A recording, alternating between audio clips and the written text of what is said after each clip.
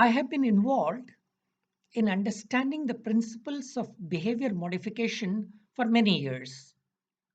I have had the privilege of working extensively in Africa and Asia with different sections of the communities, mainly from the below poverty line segment of youth and the smallholder farmers.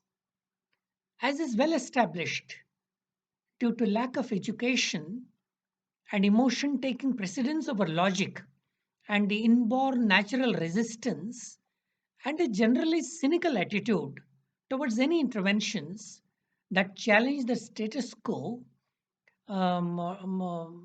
this is fiercely resisted by them. In this short presentation, I would like to explain few strategies that can be successfully deployed to create a positive mindset for getting vaccinated as protection from the dreaded COVID 19. And in doing so, I would largely be guided by my experience of bringing about the desired changes in people using behavior modification strategies. As stated in the title of this presentation, the science and the politics of behavior modification are at two extreme ends of the continuum. While science is exact, replicable, and stands the test of repeatability globally, the politics is a matter of conjecture, speculation, and is largely driven by hearsay and laced with political contours. In short, while science is facts, politics is opinionated perception. Few examples to highlight the point. And let me quote from the neighboring country, Pakistan. Nearly all families in the village of Wana from Rawalpindi district in Pakistan have refused to vaccinate their children against polio. Why? They believe that the vaccine has prohibited ingredients, including monkeys' fecal matter. A report in a prominent newspaper in Pakistan reported that one person named Sajid Khan refused to allow administration of polio drops to his children. One of his child is paralyzed and another, who died a few years back, had lived with the same disability. Khan claims that his son was born with the disability and that he had tested negative for polio. He holds firmly to the view that polio drives, backed by the foreign powers and anti state elements, are geared towards making Muslim children sterile. This is an anti Islam and anti Pakistan agenda, he firmly believes. When asked how he had arrived at his conclusion, he raises doubts over the concern that foreign powers had for Pakistani lives. During the dreaded Ebola outbreak that killed thousands of Africans, various kinds of myths were perpetuated. Some of these were that Ebola was not real. Ebola survivor Agwandia Germanine told The Guardian, a lot of people in my community think Ebola isn't real. They think the government made up the disease to scare people, to stop them from voting. This belies a general sense of mistrust between the governments and the citizen that plagues many of the countries hit hardest by Ebola. Second popular misconception was Ebola is a politically motivated disease spread by NGOs and health personnel. A third was governments have fabricated the Ebola scare to deflect attention from scandals or depopulate rebellious provinces. The fourth, and perhaps the most dangerous myth that was spread, was that if you go into a clinic, you will be given an injection to spread your death. Coming to the US, we all know how during the COVID 19 outbreak, the politics of not wearing the mask had become a political template and a political issue that masked, pun intended, the dreadful reality of fatalities. Brazil's president, Jair Bolsonaro, bizarrely suggests that COVID 19 vaccines could turn people into crocodiles and ladies can go beard. Immunization in India is mainly about some of the world's most extensive programs and about millions of people accepting the introduction of microorganisms into their bodies for preventive purposes. The Indian history of immunization is replete with misguided quotes from political leadership. I will not get into that because that's a separate topic of discussion.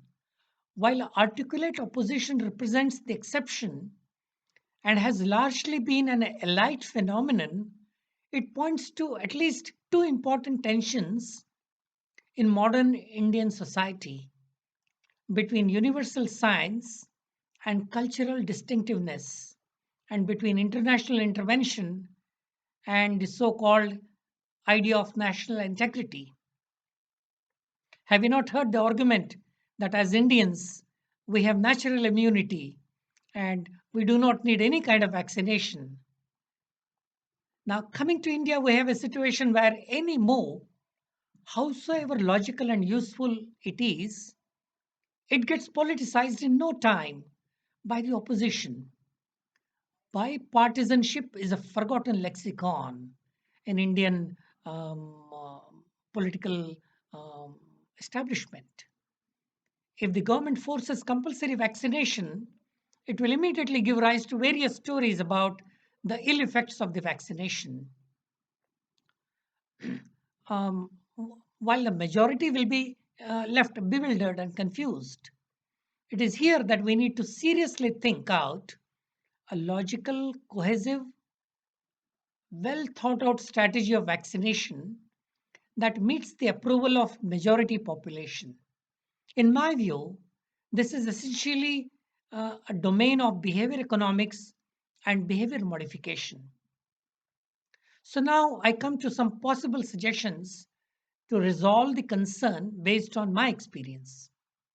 Firstly, rather than deploying punitive measures, the government ought to think of devising incentives laced with nudges to motivate the population.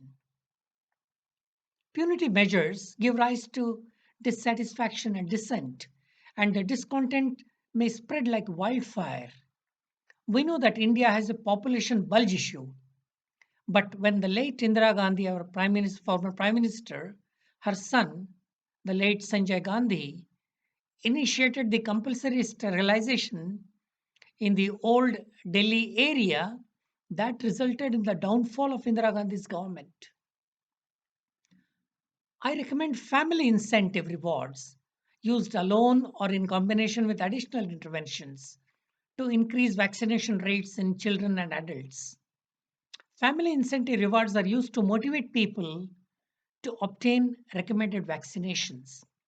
Rewards could be monetary or non monetary, and they may be given to the person getting vaccinated or to families in exchange for keeping an appointment, for receiving a vaccination, or for returning for a vaccination series, or producing documentation of vaccination status. Rewards could be typically small, like food vouchers, gift cards, lottery prizes, baby products. One can think of many incentives. A free pickup and drop facility is a good incentive, especially in those areas where transportation is an issue. The government needs to identify local influencers who are good in communication and mobilization, and most importantly, have social acceptance. In motivating the youth to opt for vocational training, we have observed the critical role of village elders and religious leaders in convincing the villagers. In Sierra Leone, I had seen how the local priests and religious leaders in their weekly prayer meetings motivated the locals to opt for vaccination and the importance of keeping good hygiene in funeral and burial practices. This was a significant departure from the tradition as prescribed by the spiritual healers who were often responsible for spreading Ebola by encouraging prevailing custom of washing the body as well as washing their hands in a common bowl after touching the dead body, and that actually spread the infection in the entire villages. To conclude, finding the vaccine for COVID 19 in such a short time is one of the greatest achievements of this century. Yet, persistent public health problems include inadequate, delayed, and unstable vaccination uptake. Insights from behavioral economics offers three general propositions for understanding and intervening to increase uptake vaccines where vaccines are available and more importantly affordable. The first proposition is that the thoughts and feelings can motivate getting vaccinated. Our risk beliefs and anticipated regret about infectious disease correlate reliably with getting vaccinated. Low confidence in vaccine effectiveness and concern about safety correlate reliably with not getting vaccinated. The second proposition is that social processes can motivate getting vaccinated. Our studies and research have shown that social norms are associated with vaccination.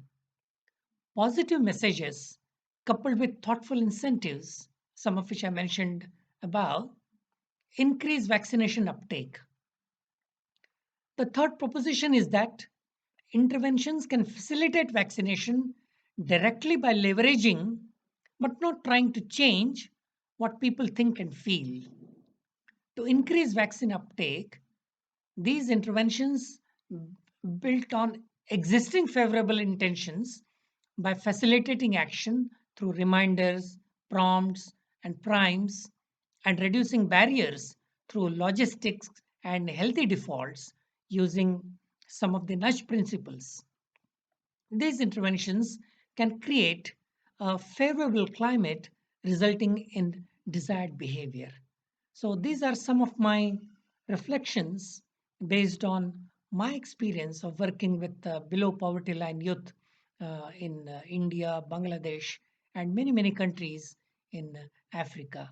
I hope you may find this discussion insightful and it may spur thinking process in the minds of policymakers. Thank you very much.